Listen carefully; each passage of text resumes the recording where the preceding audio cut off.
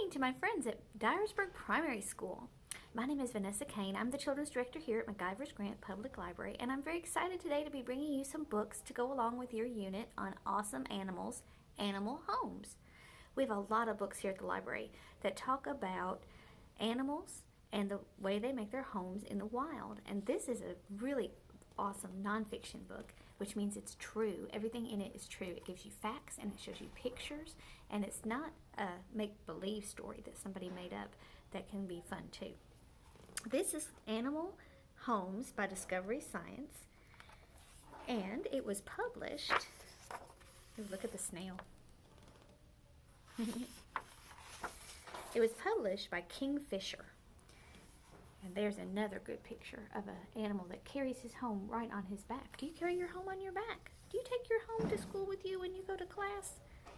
No, we go back home to our houses, don't we? So we're going to read a little bit, and then I'm going to tell you, and then we're going to read another story too.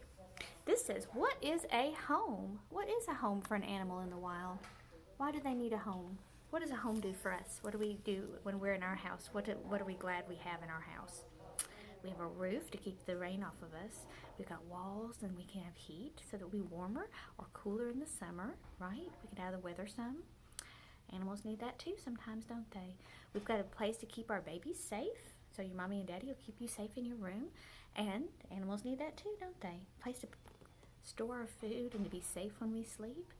Animals need that. Animals need homes for all the same reasons that people do. Homes provide shelter and keep animals warm in the winter, and they are a safe place to rest and raise their babies.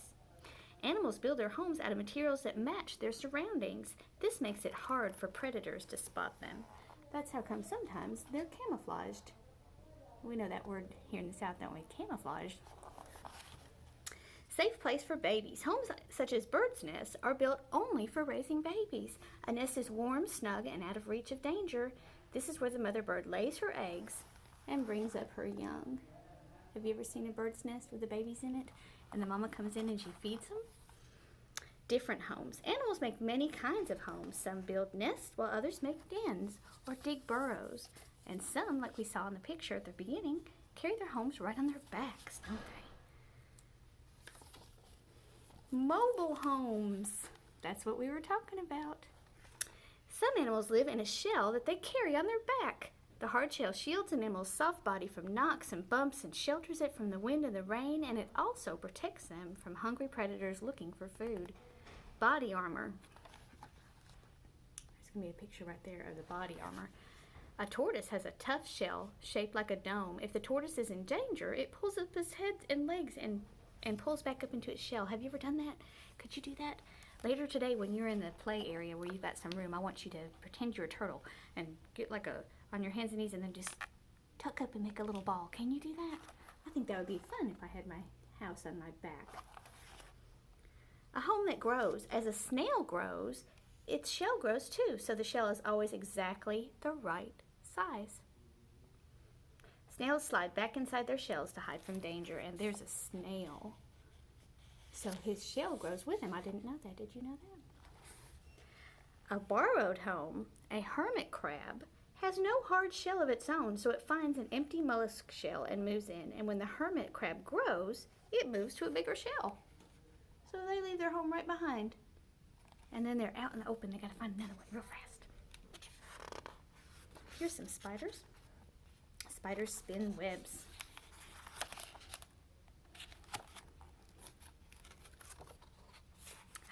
Oh, I dropped my marker. Okay. Have you ever seen an ant colony? Have you ever seen an ant hill on the road or in the, sometimes they're, I said on the road or in the yard, there'll be like a little pile of sand that looks really soft, and there's ants down in there. And I thought this was a really cool picture of all the different tunnels and rooms that an ant colony has inside of it. Most ants and termites live in huge groups called colonies. They work together to build enormous nests in which they can raise their young. A leafcutter ant, then they have food for the colony, and then they have leafy nests, and they've got mud castles. They've got all different kinds of colonies that ants and termites use. Now, this one is the one that was trying to show you early. It was trying to be out of turn. This says under the ground. Did you know that some animals live under the ground? Would you like to live underground? What would be good about living underground? If it rained, you'd have a cover. Except I think sometimes rain comes in down through the ground, doesn't it? Soaks up. Marmots. Marmots live high up in the mountains, and when the first winter snow falls, the whole family moves into a big burrow lined with grass and goes to sleep. Would you like to snuggle up with your family and sleep all winter? That might not be so bad. It'd be kind of like Netflix all winter long, wouldn't it?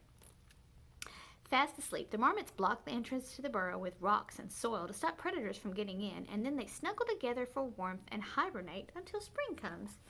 And look at them, all cozy, sleeping together under the ground in their den.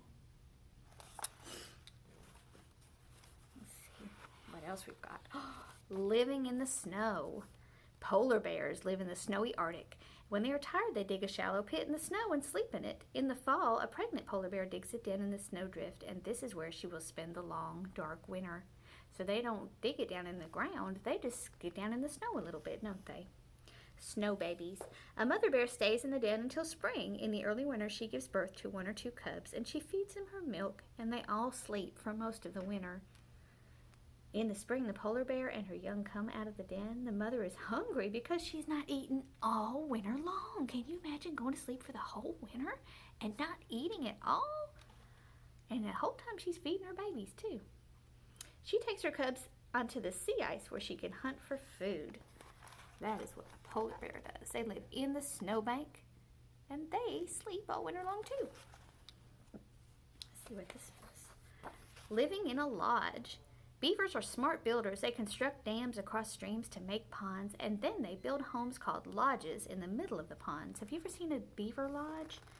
From the outside, it just looks like a big pile of sticks.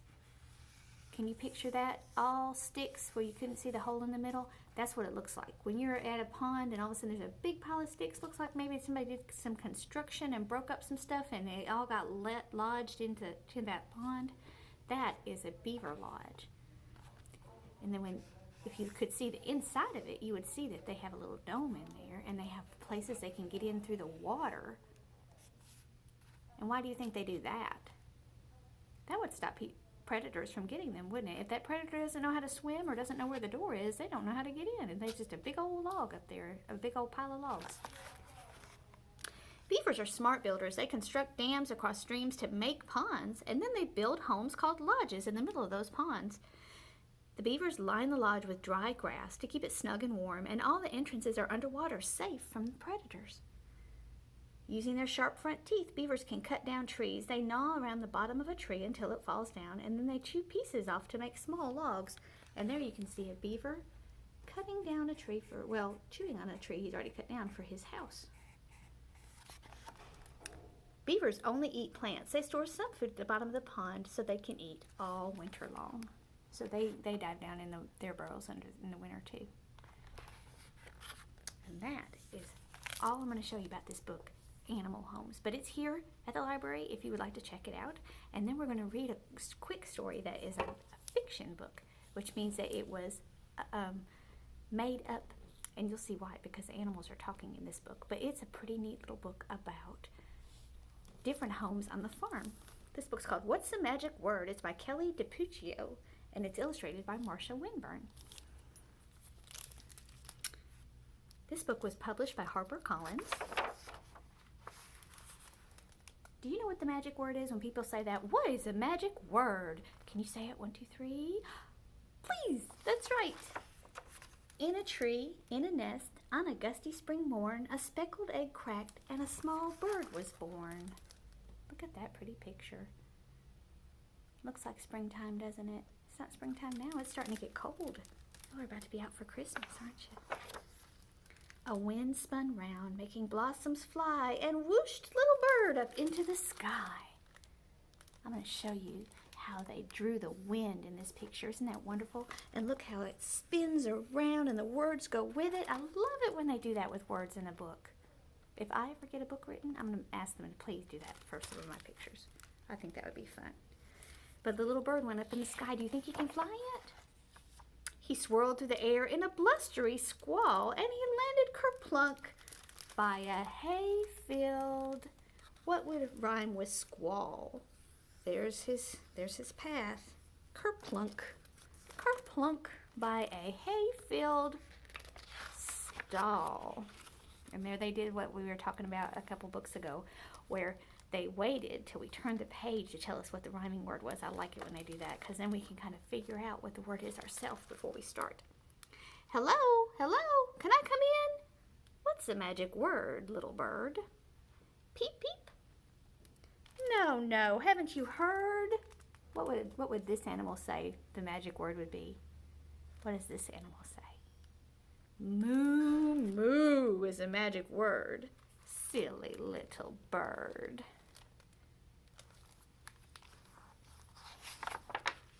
Then a wind spun round, making milk pails fly, and whooshed little bird back into the sky. He flew by the farmer, out for a drive, and landed kerplunk by a big buzzing. What might rhyme with drive?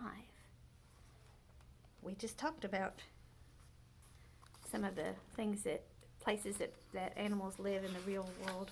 What would rhyme with drive? Hive. Who lives in a hive? Bees live in a hive. What do they say? Buzz, buzz. Hello, hello, can I come in? What's the magic word, little bird? What's he gonna say? Moo? Moo? No, no, haven't you heard? Buzz, buzz is the magic word. Silly little bird. Then a wind spun round, making honeysuckle fly, and whooshed little bird back into the sky. He whirled through a windmill round and around, and he landed kerplunk by the house of a... It's going to rhyme with round. It's going to rhyme with round. By the house of a hound. You know what a hound is? What is that right there? It's a puppy. Hello, hello, can I come in? What's the magic word, little bird? Buzz, buzz? No, no, haven't you heard? What does the dog say?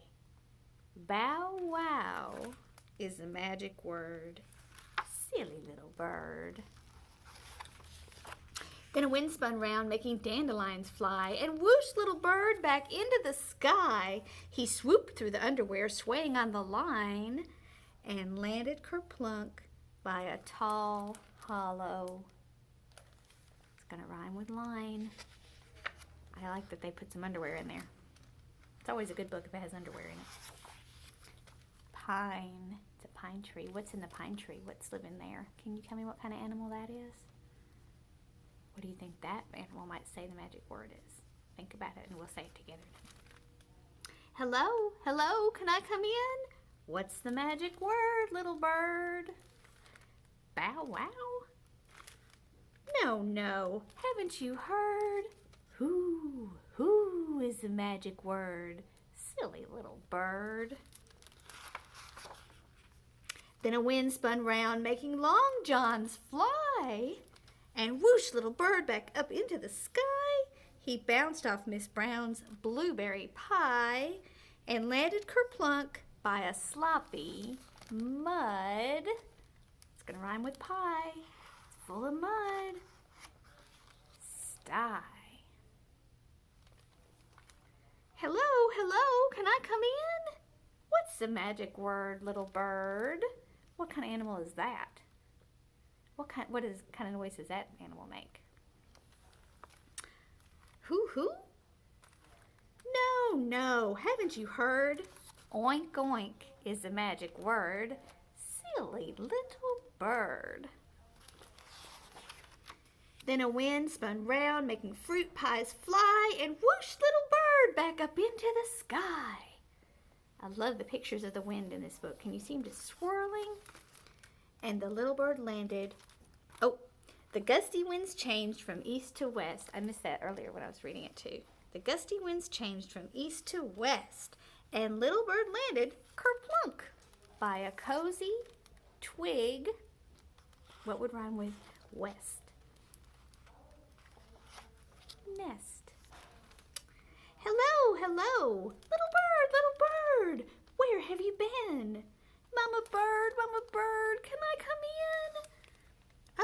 little bird. What's the magic word? Oink, oink, hoo-hoo, bow wow, buzz moo. Come in, little bird. Get out of that breeze. And haven't you heard? The magic word is... What would Mama say a magic word would be? Please. And Mama's giving him a kiss. That was a lot to learn when you first fell out of your nest, isn't it? But he learned a lot of words, didn't he? And I like books that have animal sounds in them. They're fun to do. So maybe today you might curl up like a turtle, or you might say hoo-hoo, or oink oink, or bow wow. Thank you so much for joining me today for these stories, and thank you so much for letting me be a part of your day. And I hope you have a wonderful day and a great Christmas break. Bye-bye.